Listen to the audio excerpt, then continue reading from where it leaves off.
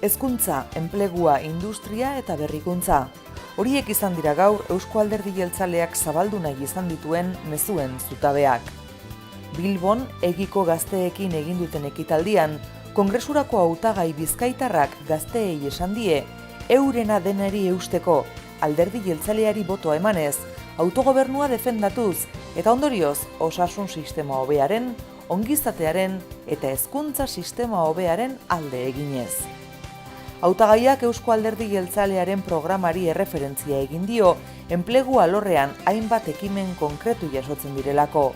Besteak beste azpimarratzekoak dira 2012ko lan erreformaren aldaketa sakona, gazteen enplegu beharrei lehentasuna ematea esperientzia hartzeko programa berezien bidez, kalitatezko lanpostuak sortuz edo lanbide arteko soldata minimoa handituz pixkanaka bada ere.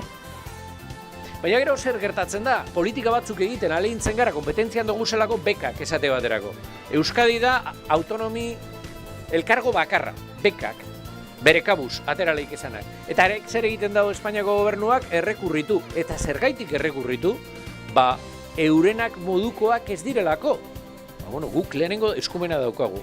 Gureak orokatuagoak dira, jende gehiagori heltzen jakoz. Kopuru, diru, laguntza handioagoak daukie.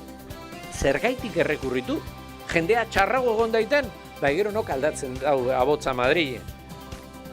Geu, Eusko Alderdi Jeltzaleak aldatzen dau abotza Madrid eta ino, hori ezin daiteke holan egin. Eta ezin da jarraitu, eta gure gazteak eskubidea daukie beka horiek eukiteko.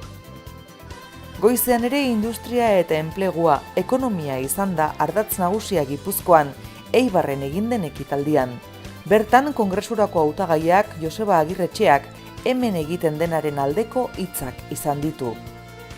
Hemen ondo egiten dena, han defendatu behar dugulako. Eta handik hemen ondo egiten duguna eragotzi beharrez digutelako.